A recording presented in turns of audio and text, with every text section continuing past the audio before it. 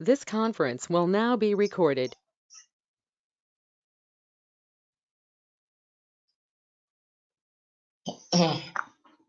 अद्य सोमवासरः अथवा इन्दुवासरः कार्तिक कृष्ण सप्तमी दिनांक 7 डिसेंबर 2020 चरक सूत्र अध्याय 27 शंखं चक्रं जलौकान् तततमृतघटं शारुदोर्भिश्चतुर्भिः सूक्ष्मस्वच्छातिरुद्यांशुकपरिविलसन् मौलिनं भोजनेत्रं कालाम्भोदोज्ज्वलाङ्गं कटितटविलसत् चारुपीताम्बराढ्यं वन्दे धन्वन्तरिं तन् निखिलगदवनप्रौढदावाग्निलीलम् प्रौढदावाग्निलीलम् ब्रह्मणो हि समारब्धा मात्रेयाद्येषु पूजिताम् अस्मदाचार्यपर्यन्तां वन्दे गुरुपरम्पराम् आयुर्वेदरतं वन्दे माधवाख्यं महागुरुम् आयुर्वेदामृतं सर्वं शिष्येभ्यो यः प्रदत्तवान् द्रष्टाज्ञानी दृष्टकर्मा कृतकर्मा तथैव च अध्यापको विषक्श्रेष्ठो महान् संशोधकस्तथा गुणैरेतैः समुदितैः यत्कार्यं प्रतनोति सः समृद्ध्यर्थं हि कार्यस्य वयं न प्रयतामहे सरस्वत्यै नमो यस्याः प्रसादात् पुण्यकर्मभिः बुद्धिदर्पणसङ्क्रान्तं जगदध्यक्षमीक्षते आत्रेयं प्रथमं वन्दे आयुर्वेदजगद्गुरुम् आयुर्वेदामृतं सर्वं गृहीत्वा हि सुरेश्वरात् अग्निवेशादिकेभ्यो यत्प्रयच्छत्नि सत्तमः प्रथमं तन्त्रकर्तारम् अग्निवेशं नमाम्यहम्।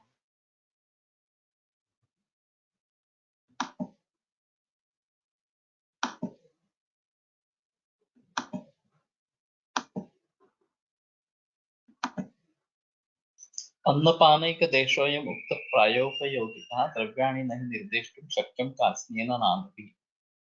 तर्हि अयं प्रायोपयोगिकः अन्नपानैकदेशः अत्र उक्तः। सर्वाणि द्रव्याणि कार्त्स्येन नामभिः निर्देष्टुं न शक्यम्।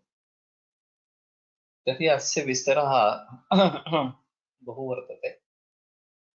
अतः प्रायोगिकयौगिकः यः अन्नपानैकदेशः सः अत्र उक्तः। सर्वेषां निर्देशः कार्त्स्येन निर्देशः न शक्यः इति।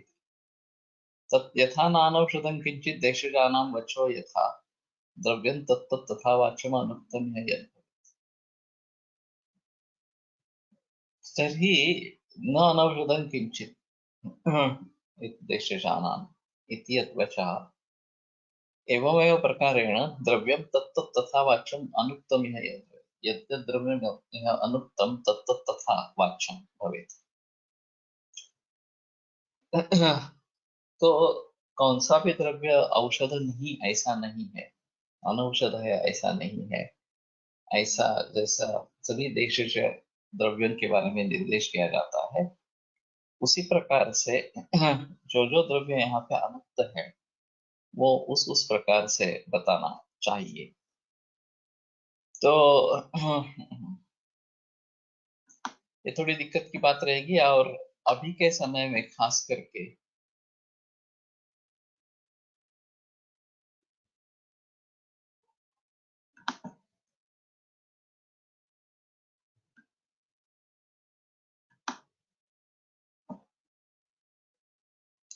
जब हम ग्लोबल आयुर्वेद का विचार कर रहे हैं तो इसके बारे में बोलना बहुत जरूरी इस प्रकार का हो गया है। अथ कथं हि अत्र अकीर्तितान्नपानस्य तर्हि गुणा निर्दिष्टव्या इति यथा इत्यादि येन केन पुनः यथा येन प्रकारेण नानौषधं किञ्चित् इति पूर्वार्धः प्रोक्तं तथा तेन प्रकारेण अनुक्तं द्रव्यं वाच्यं गुणतः इति शेषः।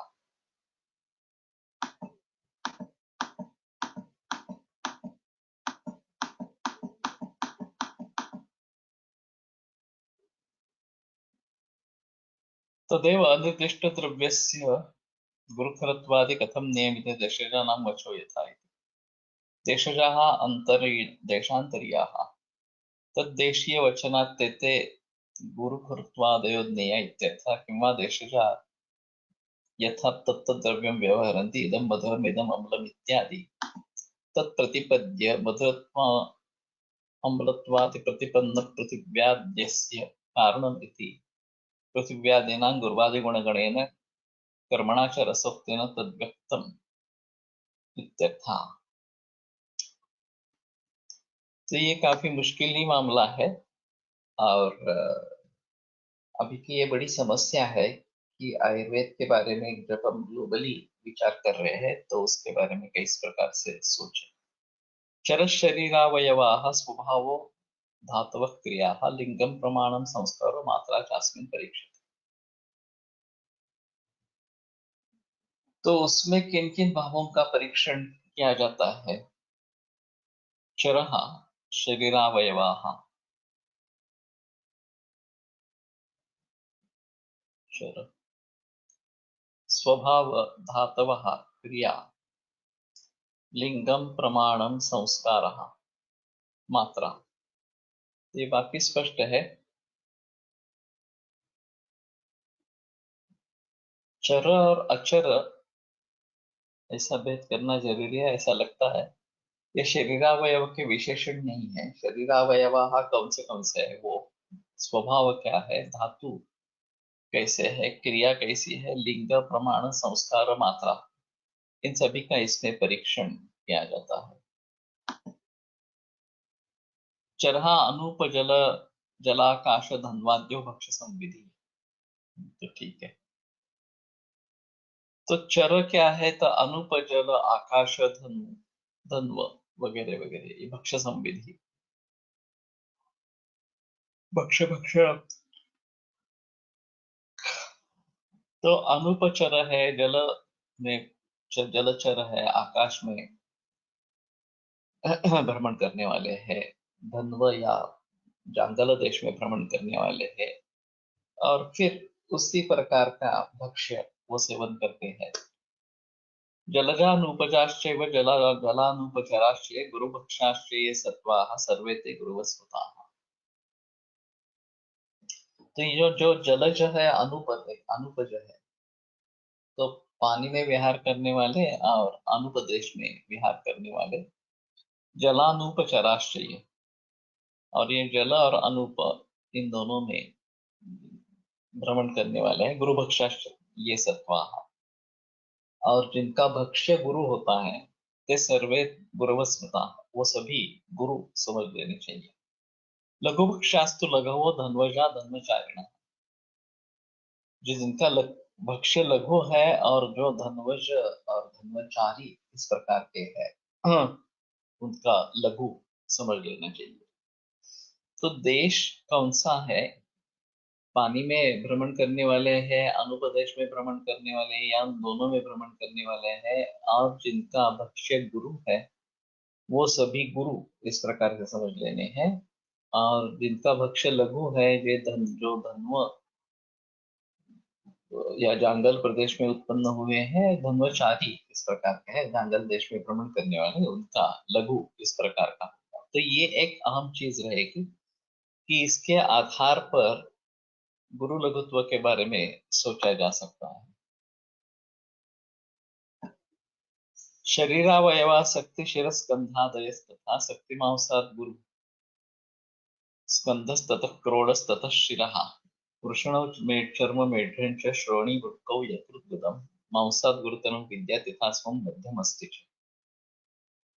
तो शरीर अवयव जो है शक्ति शिरस्कंधादि, शक्तिमांसात् गुरु स्कंधा, तो शक्तिमांस से स्कंध जो है ज्यादा गुरु है, तथा क्रोड़, फिर उससे भी ज्यादा गुरु क्रोड़ इस प्रकार का है, तथा शिरा, और उससे भी ज्यादा गुरु शिर है। क्रोड़ का क्या मतलब है,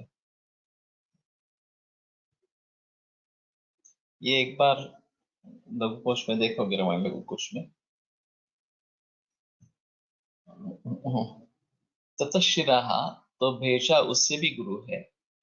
वृषणो चर्म मेढ्यं च श्रोणी युक्तौ यकृद्गुदं मांसात् गुरुतरम। वृषण चर्म मेढ श्रोणी वृक्क यकृद्गुद, ये मांस से गुरुतर इस प्रकार है, यथास्वम मध्यमस्ति च। और अस्ति मध्यम गुरु, इस प्रकार का समझना चाहिए। अन्य तो मध्यम इत्य अंतराधि, मध्य और अस्थि ये अलग अलग है। तो शरीर मध्य जो है वो अंतराधि, और अस्थि इति अस्थि स्थितम मांसम, अन्यत् मध्यमिति अस्ति मध्यस्थगतं मज्जानं ब्रुवते तन्नाति सुन्दरं तस्य उत्तरत्र धातु गौरव कथनेनैव लब्धत्वात्। तो मध्य का शरीर मध्य लेना ज्यादा बराबर है, और अस्थि तो अस्थि संबद्ध मांस, वैसे अस्थि नहीं खाता, खाया जाता इस प्रकार से।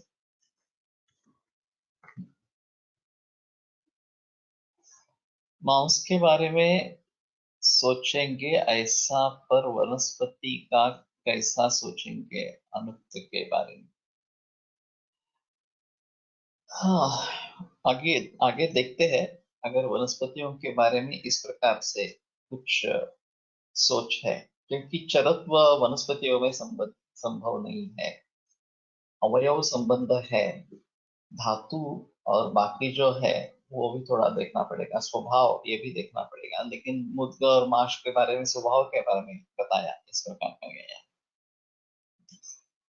तो देखते हैं अगर आगे कुछ मिलता है उसके बारे में, तो नहीं तो ये थोड़ा सोचना ही पड़ेगा इस प्रकार से।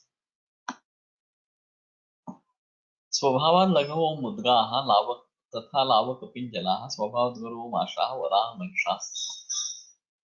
तो मुद्गय स्वभावतः लघु है, और लावा और कपिंजल ये भी स्वभावतः लघु है, और माश स्वभावतः गुरु है, एवं वराह और महिष ये भी स्वभावतः गुरु इस प्रकार के हैं।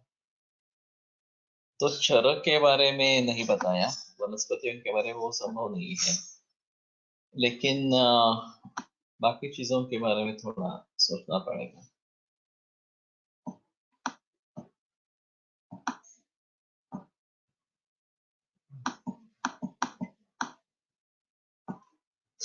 धातूनां शोणितादीनां गुरुविद्या यथोत्तरम् अलसेभ्य विशिष्यन्ते प्राणिनो ये बहुक्रियाः।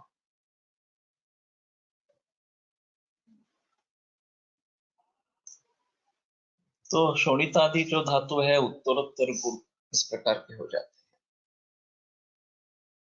तो जो मज्जा के बारे में टीका में जैसे रेफरेंस आया था,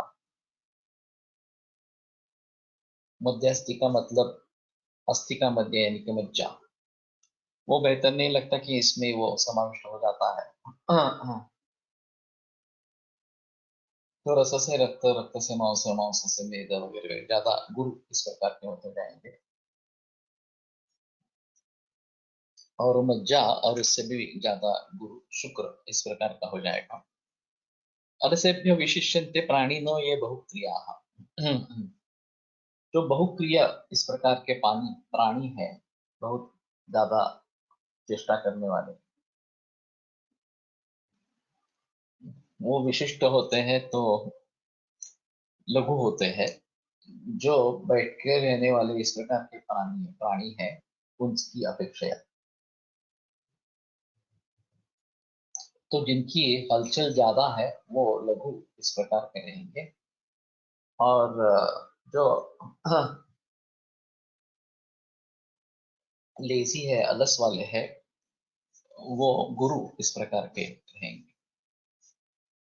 गौरवम लिंग सामान्य पुंसाम स्त्रीणां तु लाघवम्।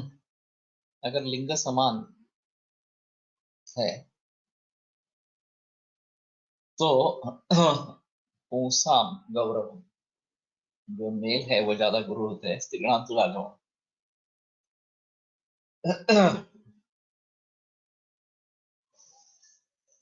लिंगन्ते ज्ञायन्ते गवायतयः अनेन इति लिंगम जाति। लिंग सामान्य जाति सामान्य, क्योंकि लिंग का यहाँ कोई मतलब नहीं है। अगर आगे पुल्लिंग और स्त्रीलिंग इस प्रकार से बताते हैं, हाँ, तो जाति सामान्य ये लेना बराबर है कि एक ही जाति में पुरुष जो है वो गुरु, और स्त्री जो है वो लघु इस प्रकार की है।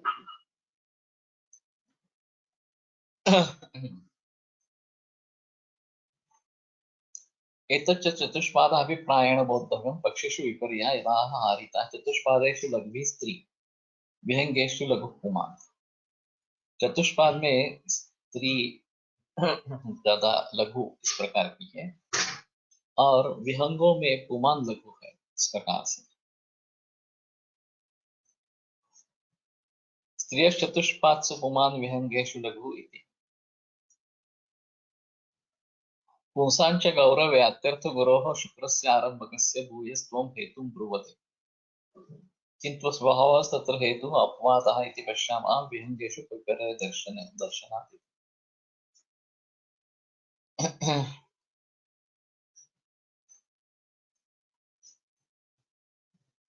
तो चतुष्पाद प्राणियों में स्त्री लघु है और पुरुष गुरु है, लेकिन विहंगों में पुरुष लघु है और स्त्री गुरु इस प्रकार की है।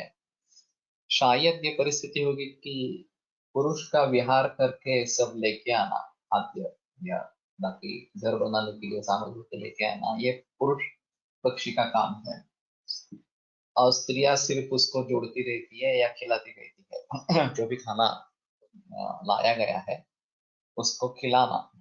तो ये शायद महत्वपूर्ण रहेगा कि पुरुष पक्षी जो है वो ज्यादा विहार करते हैं, इसलिए वो लघु इस प्रकार के रहेंगे।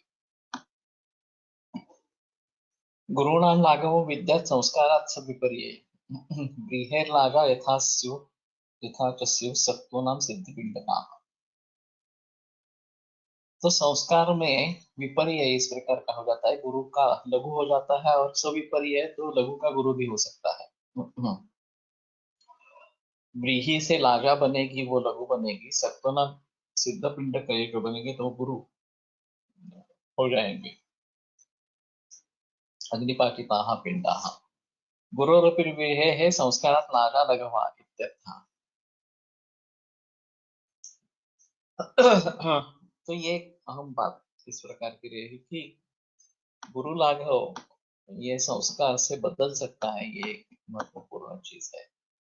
अल्पादाने गुरूणांच लघूनां चाति सेवने मात्रा कारण उद्दिष्टं द्रव्याणां गुरुलाभ। तो द्रव्य के गुरु के गुरुत्व और लघुत्व के लिए मात्रा ये कारण है।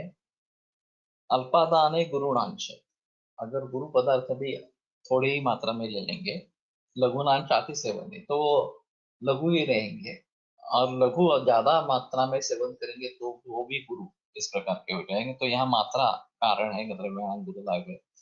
गुरुणाम अल्पमादेयम लघुनाम तृप्तिरिष्यते।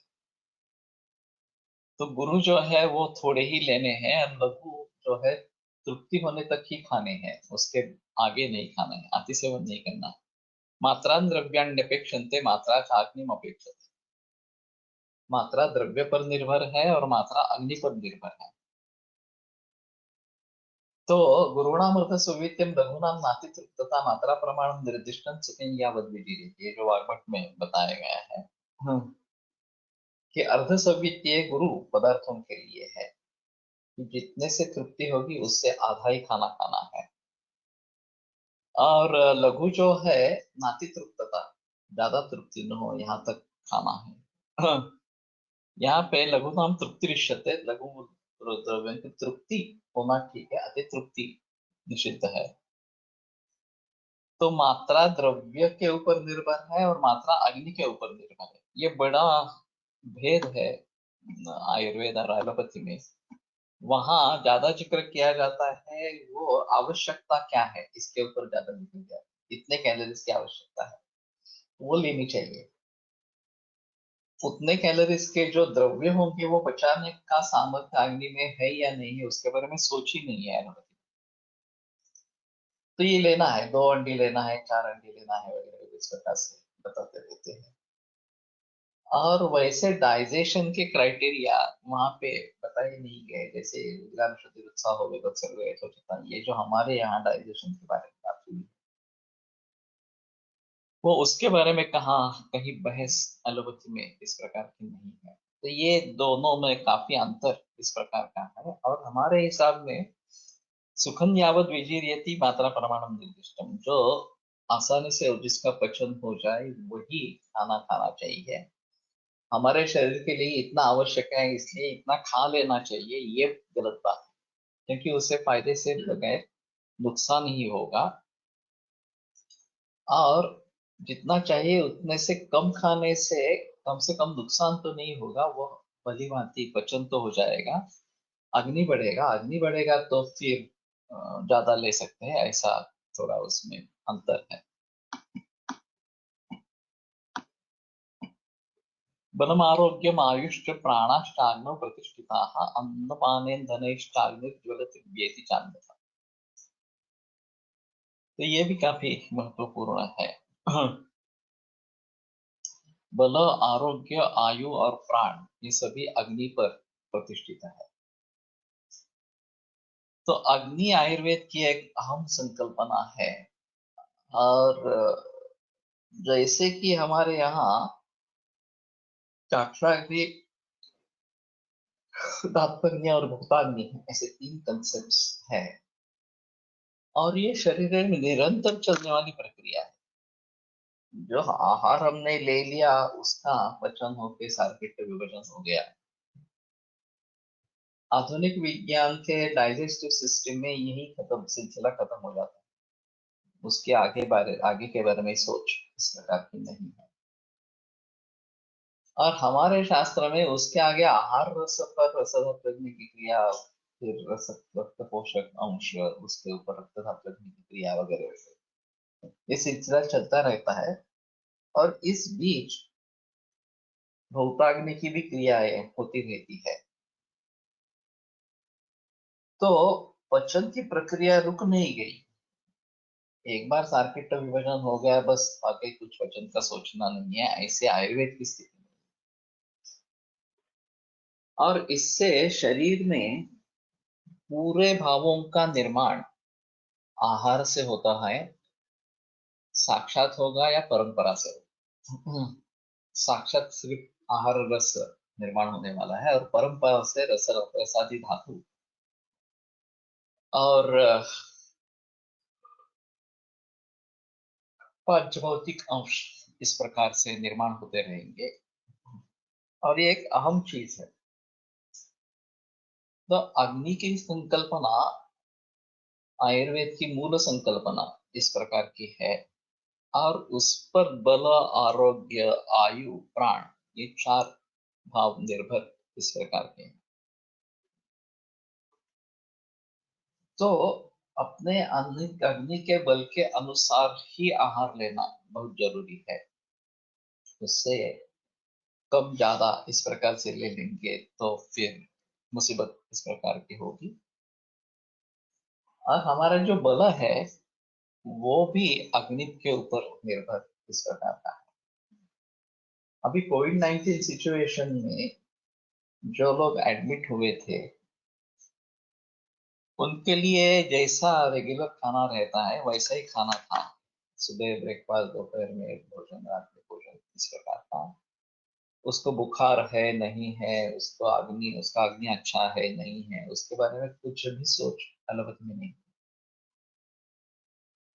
और हमारे हिसाब में तो पहले चिकित्सा लंघन होनी चाहिए। वहां एंटीबायोटिक्स दे रहे हैं तो उसका दुष्परिणाम न हो, इसके लिए खाना जरूरी है, ऐसा उनका कहना है। और ये सिलसिला काफी अन्य रोगों में भी चलता रहता है। खास करके डायबिटीज में देखा जाता है कि डॉक्टर बताते हैं ब्रेकफास्ट लेना है और ब्रेकफास्ट के साथ ये दवा लेनी है। तो भूख है नहीं है, पहले दिन का अन्न पचा हुआ है नहीं है, इसका कोई संबंध नहीं।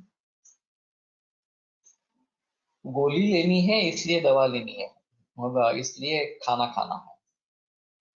तो लोगों के लिए भी ये निमित्त हो जाता है कि हाँ, डॉक्टर ने बताया है कि खाना खाना ही है, इसके बगैर गोली नहीं लेनी है, इस प्रकार से। वो जो खाना खा रहे हैं वो अगर भूख नहीं है, आग्नि अच्छा नहीं है, तो उसका परिणमन आम में होता रहता है। और रोग की निरंतर प्रक्रिया हाँ चलती रहती है इस प्रकार से।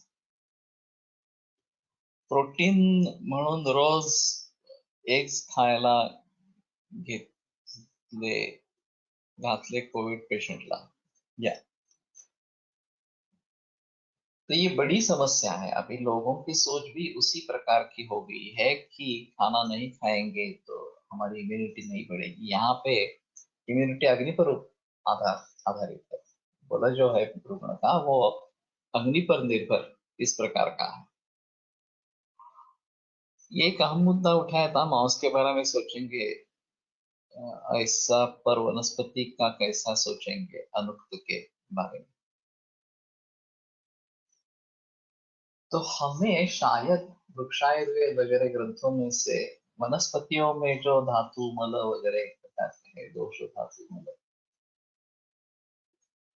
उनके बारे में सोचना पड़ेगा। हाँ।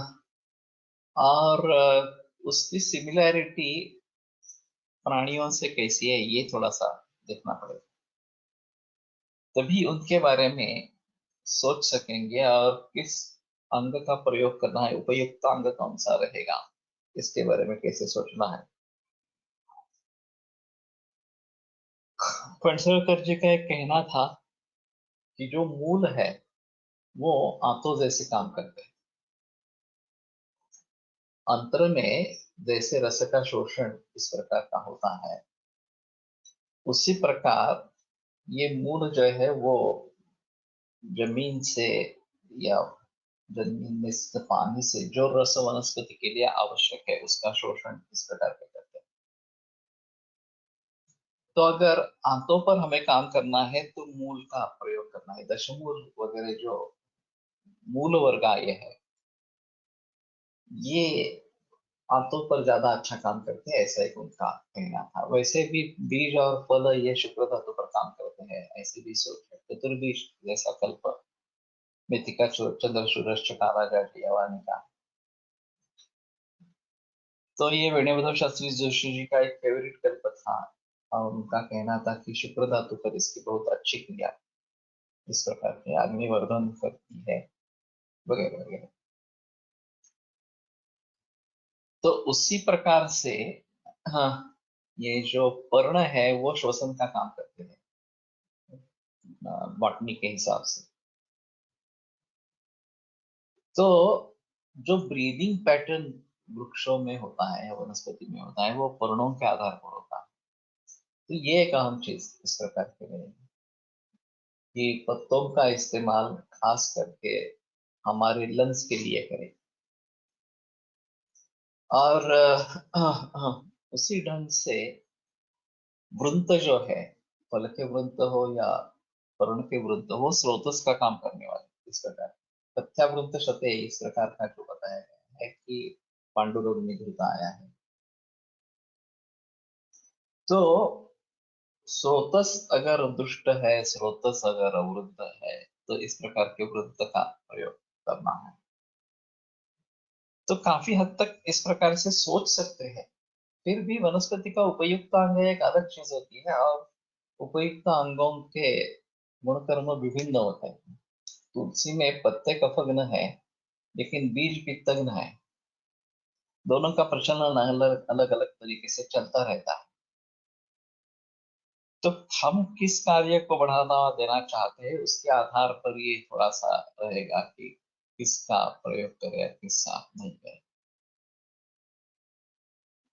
तो बल, आरोग्य और आयु और प्राण ये सभी अग्नि पर निर्भर इस प्रकार के हैं। तो प्राण शोणित ही अनुवर्तते, ये जो सूत्र स्थान 24वें अध्याय में बताया, वो भी इसके बारे में थोड़ा सोचना पड़ेगा कि प्राण ये अग्नि पर निर्भर इस प्रकार के हैं। और अन्नपान रूपी ईंधन मिलने से अग्नि ज्वलित होता है या जलते रहता है। व्यति चांद था, अगर वो ईंधन प्रॉपर नहीं है, बराबर नहीं है, तो वो शांत हो जाता है। तो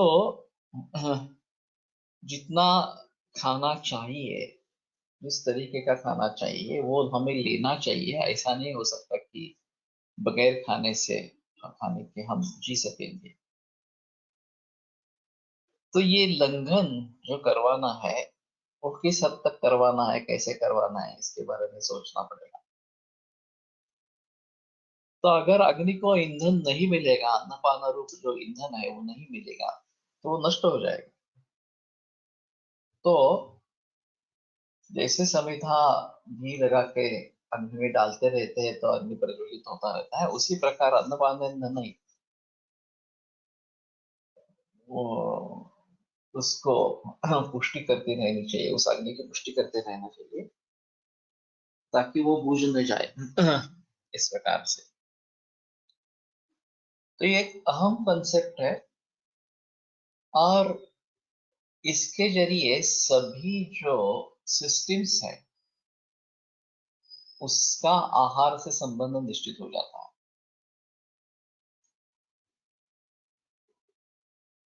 वांग्याची भाजी केवळ फुलता सहित खातात, वो ज्यादा अच्छा है। भोजनम दिग वार्ताकम वार्ताकम दिग वृंतकम सवृंतम दिग तैलाढ्यम सतैलम दिग रामठम, ऐसा एक श्लोक प्रख्यात है कि अगर भोजन में वार्ताक नहीं है तो उस भोजन का धिक्कार हो। और वार्ताकम दिग वृंतकम, उसमें अगर वार्ताक है तो वो वृंत सहित होना चाहिए। सवृंतम दिग तैलाढ्यम, अगर वृंत है तो उसके साथ तेल भी होना चाहिए, और अगर तैल है तो हिंगू उसमें होना चाहिए। इस प्रकार के भारंगी से उदाहरण श्वास रोगात उपयोगी होण्यासाठी चांगले आहे, कारण तिची मुळे लंग प्रमाणे असतात।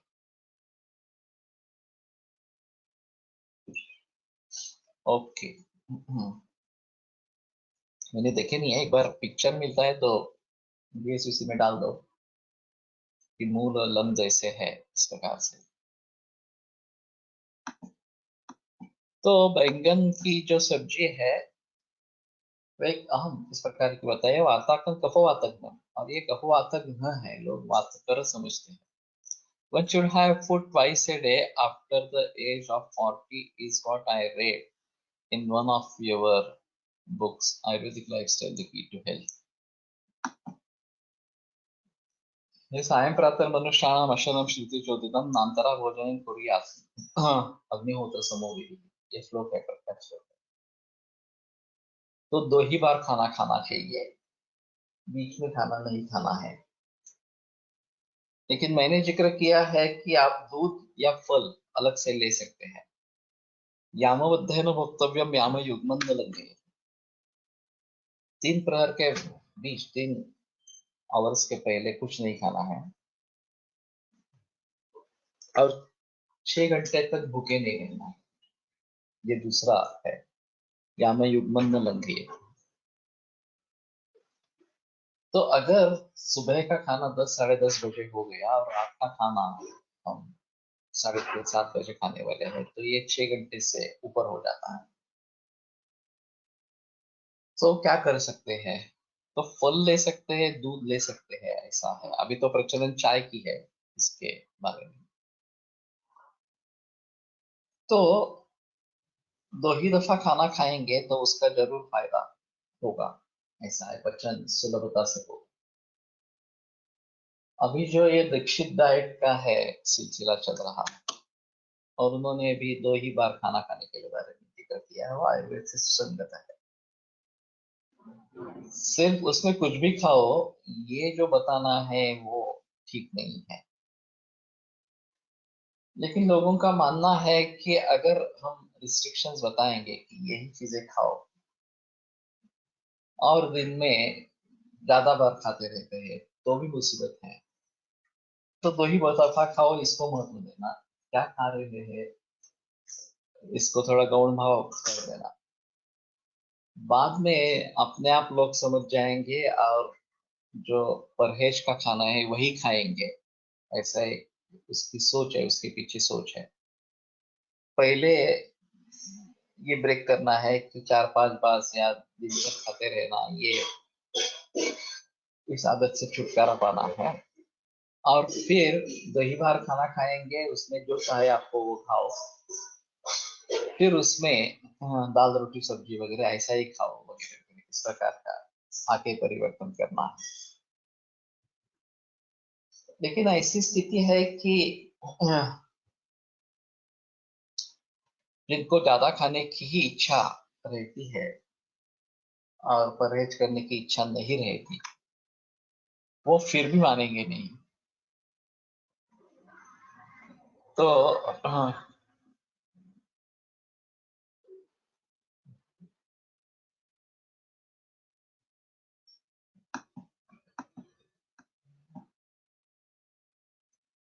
पत्ते फोटोसिंथेसिस यानी उनका अपना खाना बनाते हैं, तो पत्ते के यूज से क्या कर्म समझेंगे ह्यूमन बींग्स के लिए? ये जो प्रोसेस है कि ये ऑक्सीजन लेते रहते हैं दिन में और रात में छोड़ते रहते हैं, और ये सूर्य किरण जब होंगे तो फोटोसिंथेसिस के जरिए उनका क्रिया होता रहता है, उनकी क्रिया होती रहती है इस प्रकार से। और खाना निर्माण करना, अभी वनस्पतियों के बारे में दो तरीके से इनपुट्स आएंगे। एक दिन में धूप, ये एक इनपुट इस प्रकार की रहेगी, और हवा, और मूल से जो पोषण है उसका वो आता रहेगा इस प्रकार से। वैसे सभी जीवन वालों में, सजीवों में एक खाना, पीना और वायु, ये सभी रहते हैं, और धूप का कोई रोल इस प्रकार का रहता है। तो वास्तव में स्थिति है कि ये अलग अलग है। खाना पीना हम मुंह से लेते हैं, जो श्वसन है, वायु है, वो मुख और नासा से लिया जाता है, और धूप का जो है वो त्वचा से किया जाता है इस प्रकार से। लेकिन इन सभी का मेलजोल है, विद्या का किरणाम इस प्रकार का हेमंत शिशिर ऋतु में आया है कि युक्ति पूर्वक अर्क किरण का सेवन करें, सूर्य किरण का सेवन करें इस प्रकार से। तो सजीवों के जीवन के लिए क्या क्या चीजें आवश्यक है, ये अगर देखने की कोशिश करेंगे तो सबसे अहम महत्व दिया जाता है वो खाने पीने को दिया जाता है। लेकिन उससे भी पानी ज्यादा महत्वपूर्ण है, और उससे भी हवा ज्यादा महत्वपूर्ण है। हवा के बगैर या श्वासोच्छ्वास के बगैर हम कुछ मिनट भी नहीं जीवित रह सकते। ये इसमें एक अहम चीज इस प्रकार की। और वास्तव में ऐसा है कि ये पानी हो, हवा हो, ये निर्जीव इस प्रकार का है। पानी के बारे में रसिक पावस्कर ने ये सवाल उठाया था कि पानी पानी को निर्जीव मानेंगे या नहीं मानेंगे इस प्रकार से। और एक तरीके से ये महाभूत साक्षात देना बाहर से, जो अन्न में जो महाभूत है वो प्रोसेस्ड है, चाहे हम वनस्पतियों का प्रयोग करें चाहे प्राणी आहार का प्रयोग करें, लेकिन वो महाभूत मूल महाभूत इस प्रकार के नहीं है। जो हम हवा से या पानी के स्वरूप में ले रहे हैं वो मूल महाभूत इस प्रकार के रहेंगे, उसके कॉम्बिनेशंस रहेंगे। हम तो समझते हैं कि वातावरण में ऑक्सीजन, नाइट्रोजन, हाइड्रोजन वगैरह सभी वायु इस प्रकार के है। तो ये हवा, पानी और खाना, ये तीनों का मेल होना चाहिए इस प्रकार से है। वृक्ष द्रव्य means which where in use of फल या बीज, ये बीज होने के कारण शुक्र को बढ़ावा देने वाले इस प्रकार के। और मेथिका चंद्र चौरस काला गज यवानी का ये जो चार बीजों का चूर्ण है, चतुर्बीज, वो काफी इस्तेमाल में लाते थे। वनस्पतीच्या अंगांचा व मानव अवयवाच्या आकारावरून काही संबंध आहे असे म्हणतात, खरे आहे? गुळवेल पर्ण हृदयावर, अक्रोड मेंदूवर वगैरह वगैरह कुछ हद तक ले सकते हैं। सभी तरीके से वही होगा ऐसा बताना काफी मुश्किल है, लेकिन मेंदू की रचना, मस्तिष्क की और अक्रोड, ये काफी सिमिलरिटी इसमें है। गुड़ची का पत्ता और हृदय का आकार एक जैसे है, तो उसके आधार पर बोल सकते हैं कि हाँ थोड़ा ये इसके ऊपर काम करेगा वगैरह वगैरह। हाँ, मैं जो विषय बता रहा हूँ वो काफी गहरा है, ज्यादा बहस उसके बारे में। रत्ताड़ी पैंक्रियाज, ये तो मैंने पहली बार सुना।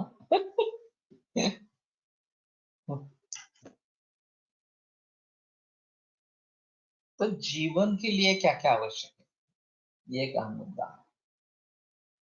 हम समझते हैं कि अन्न जीवन के लिए आवश्यक है, उसमें संदेह नहीं है, अन्न तो आवश्यक है ही, लेकिन अन्न से भी ज्यादा हवा आवश्यक है। जो अभी ऑक्सीजन इस प्रकार का कहा जाता है हवा में से, उसके बगैर जी नहीं सकते, ये वास्तव इस प्रकार का है। तो इन सभी के बारे में थोड़ा सोचना आएगा। और इनका सिंक्रोनाइजेशन जो है वो एक बार देखना पड़ेगा। एलोपैथी में फ्रेगमेंटेड अप्रोच है, फोकस्ड अप्रोच है, और होलिस्टिक अप्रोच बिल्कुल नहीं है। ये सभी का एक जगह विचार कैसे करें, या एक दूसरे से संबद्ध इस प्रकार का विचार कैसे करें, उसके बारे में बहस नहीं है। हृदयाचा साहित्यिक आकार गुळूची पत्रासारखा आहे, हृदय तर मिटलेल्या कमळाप्रमाणे असते। साहित्यिक, ये तो उपमा ग्रंथों में ही दी है कि कमल इस प्रकार का जैसा है। तो कमल और हृदय, इनका संबंध है क्या, ये एक प्रकार से देख सकते हैं थोड़ा सा। तो कहने का तात्पर्य इस प्रकार का है कि ये एक वनस्पतियों के द्वारा हमारे शरीर अवयव के बारे में कैसे सोचेंगे, ये एक थोड़ा सा प्रयास इस प्रकार का हो सकता है।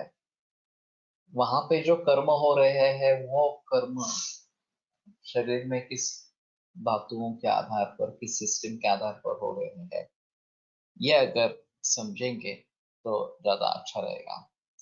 एज पर पांचभौतिक संकटन ऑफ शरीर, water is more in human.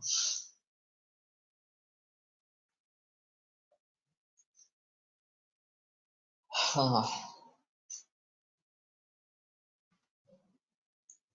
लेकिन बाकी प्राणियों में कितना पानी रहता है, क्या रहता है, ये थोड़ा देखना पड़ेगा।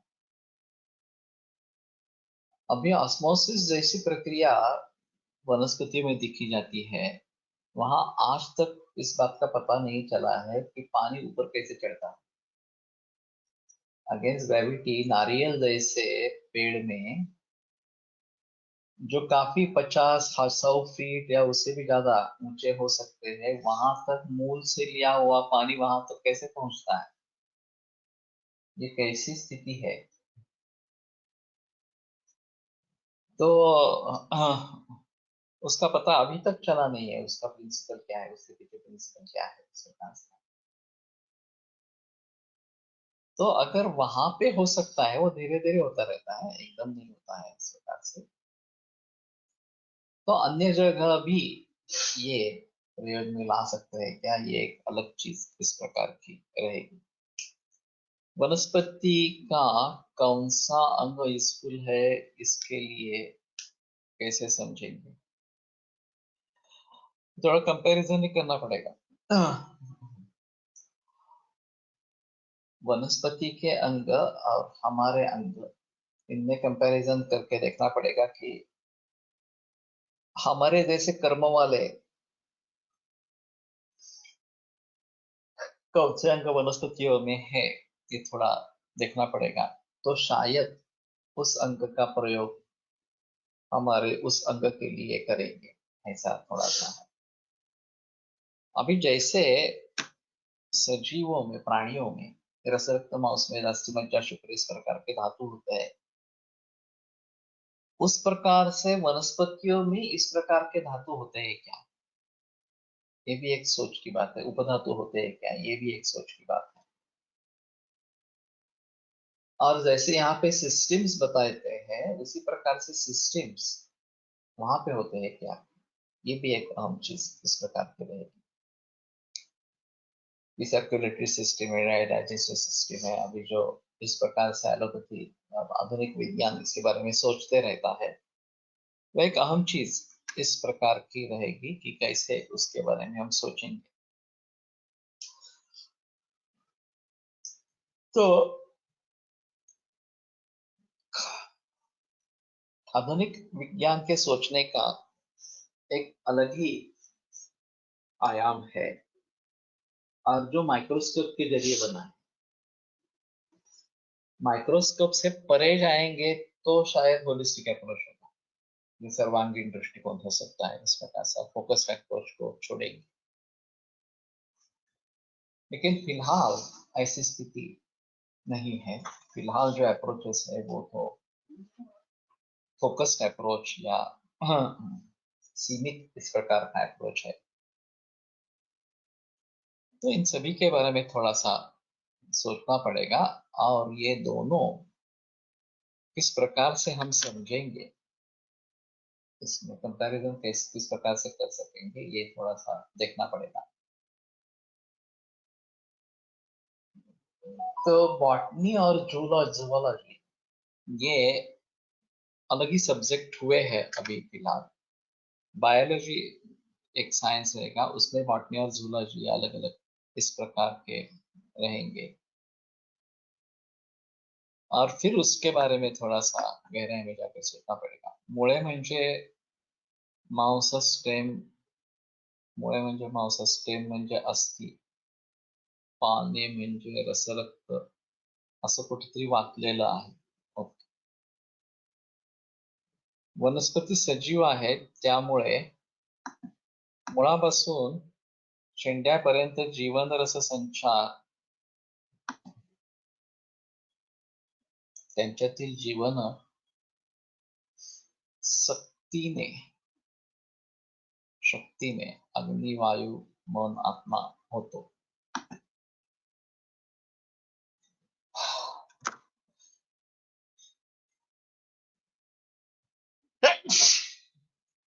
वनस्पतियों को भावनाएं होती है, इसके बारे में काफी बहस जगदीश चंद्र बोस इन्होंने किया था,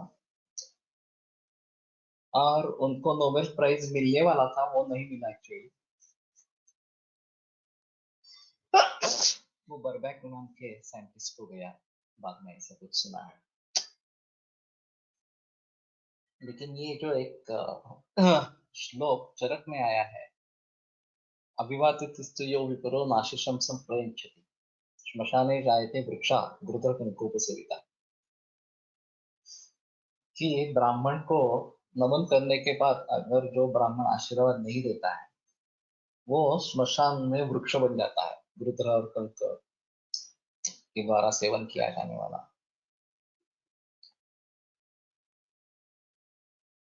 तो वो श्मशान के वृक्ष की एक खासियत इस प्रकार की रहेगी,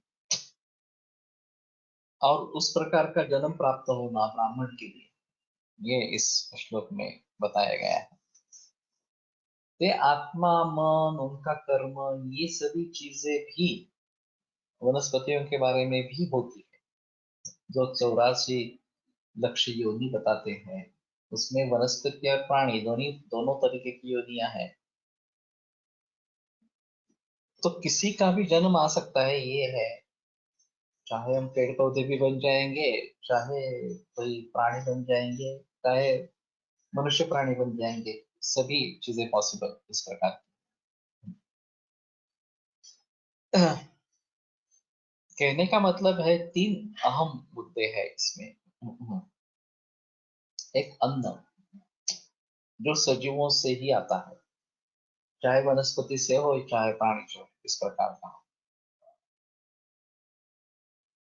दूसरी चीज है पानी, जो सभी के लिए आवश्यक इस प्रकार का होता है। और तीसरी चीज है हवा, जो श्वसन की प्रक्रिया है और उसका जीवन से संबंध, नजदीकी संबंध है. निर्जीव वस्तू सजीवाशी संपर्कात सजीव होतात असं म्हणता येईल का वस्तूपासून जगतात. लेकिन उसमें भी जो संस्कार होते रहते हैं वो सजीवों के होते रहते हैं. भस्म बनाने की विधि हो तो वनस्पतियों में उसका खल किया जाता है, वनस्पतियों के उसमें फिर कुट वगैरह दिए जाते हैं.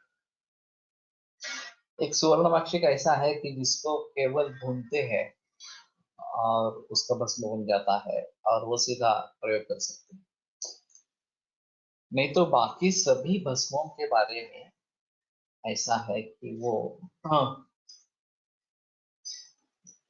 वनस्पति सजीव के द्वारा उसके ऊपर संस्कार होते रहते हैं और फिर वो हमारे लिए अच्छा बनता है, असिमिलेबल बनता है इस प्रकार से. तो ये काफी महत्वपूर्ण इस प्रकार का है. झाडांना कर्स केले तर ते वाळते याचा मला अनुभव नुकताच आला. पिंपळ वृक्ष तोडू नये म्हणतात. घर बांधताना ते मध्ये येत होते. मी प्रयोग म्हणून रोज मी त्या झाडाजवळ रोज तू मधात येतोय त्यामुळे घर बांधता येत नाही असे रागावून बोलले. तर आश्चर्य खरंच ते चांगले 15 फूट झाड वाळून गेले. ये इसमें भी जिक्र किया है तारे जमीन पर. हाँ, वो ईशान के पिता को बताता है, माता पिता को, कि अगर कोई पेड़ इस प्रकार से नष्ट करना है तो वो उखाड़ते नहीं है, कोसते हैं, गालियां देते हैं, पेड़ अपने आप मुरझा जाता है. तो ये भी प्रयोग किए गए हैं और इस प्रकार से होता है. तो कहने का तात्पर्य उनको भावनाएं है, उसमें कोई संदेह नहीं है. तो मन है, बुद्धि है, अहंकार है, सभी चीजें हैं, लेकिन हम उस तरीके से देखते नहीं है पेड़ पौधों को और सोचते भी नहीं है कि हमारे वजह से उनको तकलीफ हो रही है इस प्रकार से. क्योंकि प्राणियों के बारे में वो तुरंत रिएक्शन देते हैं, ये रिएक्शन नहीं दे सकते. ये इसमें आम चीज इस प्रकार की है. पण हे वर्तन प्रशस्त वाटत नाही. ये भी सही है. ट्रांसप्लांट ये एक चीज हो सकती है इस बारे में, और बड़े बड़े वृक्ष इस प्रकार से एक जगह से उखाड़ कर दूसरी जगह पर आरोपित किए जा सकते हैं. उसकी कुछ अलग सर्विसेज है, काफी महंगा है, और फिर भी बचेगा नहीं बचेगा इसके बारे में नहीं कह सकते. फिर भी उखाड़ देने से या इससे अच्छा है कि अगर वो रीइम्प्लांट कहीं दूसरी जगह पे करते हैं तो ज्यादा अच्छा है. One life once come on earth, then later keep on evolving, finally turned into human being. Like that, it shifted to 84 lakh times. It can be said as Adhyatmika explanation of evolution of Manav, human. मुश्किल है. Evolution theory सभी मानते नहीं है. गणेश, तुम private में क्यों भेजते हो? मैंने बहुत बार बताया कि प्राइवेट में मत भेजो questions.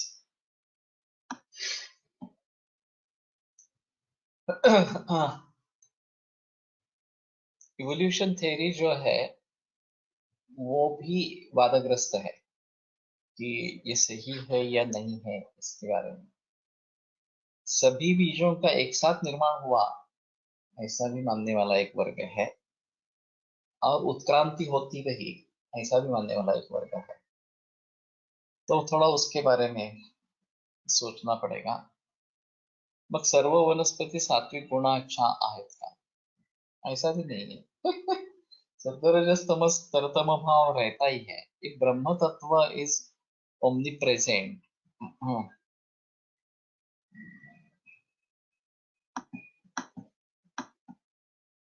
Then every matter in the universe is sajiva. Only thing is every matter has different potential of expressing the sajiva character. हमारे ग्रंथों में तो लिखा है सेंद्रियम चेतनम द्रव्यम निरिंद्रियम अचेतन। तो जिसमें इंद्रिय है वो चेतन है, जिसमें नहीं वो अचेतन, इस प्रकार के है।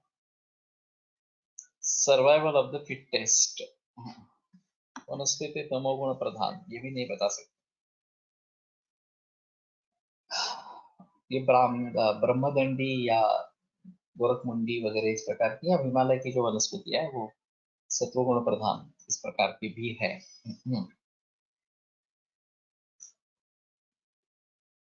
तो ब्रह्म सत्यम जगन मिथ्या, ब्रह्म ही सत्य है, ये सब जगत मिथ्या इस प्रकार का है। इसमें सजीव और निर्जीव इस प्रकार के रहेंगे,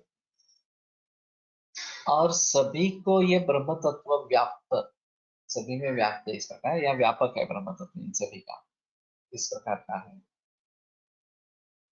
और इसीलिए हम बताते हैं कि ज्ञानेश्वर ने जो भित्ति चलाई वो एक अक्षर इस प्रकार की या निर्जीव इस प्रकार की चीज होने के बावजूद उसको चला पाए। हाँ हाँ। तो ये अहम है कि ब्रह्म तत्व ही सब करने वाला है इस प्रकार का। अब सजीवों में व्यक्त है, निर्जीवों में व्यक्त नहीं है, इतना ही इसका संबंध रहेगा। हाँ हाँ। और सांख्य तत्व ज्ञान के अनुसार ये प्रकृति का सब पसारा इस प्रकार का है, उसका ही विस्तार हुआ है। और उसको भली भांति समझेंगे, हाँ, तो शायद ये बात बनेगी कि पुरुष उससे अलग इस प्रकार का है। और वेदांत दर्शन के अनुसार परमात्मा ही मूल इस प्रकार का है, जो सभी का व्यापक इस प्रकार का है। एंड इसलिए ये एक अहम चीज इस प्रकार की रहेगी। At higher conscious level, energy and matter are interchangeable, as read in Deepak Chopra. दीपक चोपड़ा ने हमी से ही लिया है, ये तो सही है, ये इंटरचेंजेबल है, द्रव्य और गुण, द्रव्य और शक्ति इस प्रकार की। चलन वलन करणाऱ्या सजीवाच्या तुलनेने स्थिर असणाऱ्या वनस्पती तमोगुण प्रधान असे स्वीकारू शकतो का? लेकिन ऐसा है ना, ये उनकी खासियत है कि सजीव जो है, जो प्राणी जो है वो हिलने में समर्थ है, और वनस्पतियां वैसे हिलने में समर्थ नहीं है, एक जगह छोड़कर दूसरी जगह जाने वाली नहीं है। ये मूलभूत भेद है उनका। उसके आधार पर तमोगुण ज्यादा है नहीं है ये बताना काफी मुश्किल इस प्रकार का है।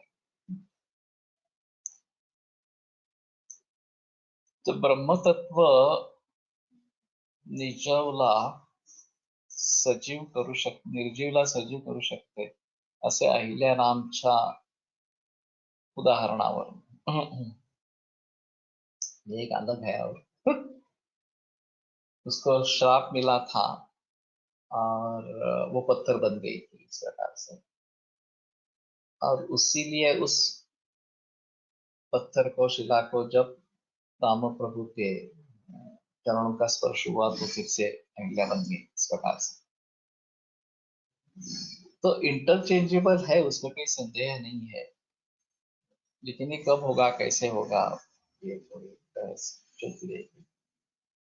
ठीक है, कल इसके बारे में बहस करते हैं।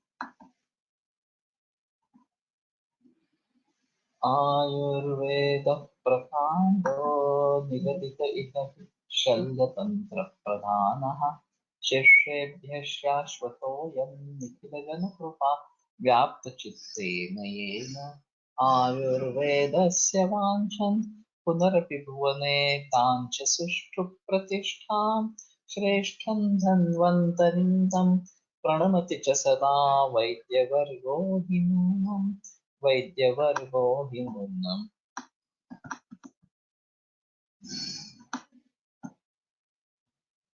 विरम्यते व्याख्यानव्यापारः श्वः पुनर्विवेक्ष्यामः। कर्मपुरुषच्या चिकित्सेसाठी कर्मप्रधान चिकित्सा द्रव्य अधिक श्रेष्ठ आहेत मीन्स वनस्पती who are also the combination of महाभूत आत्मा मन प्राणी भी है ना उसी के प्रकार हाँ, काफी मुश्किल है सभी बातों को समझना। ठीक है, सिलसिला चालू रहेगा।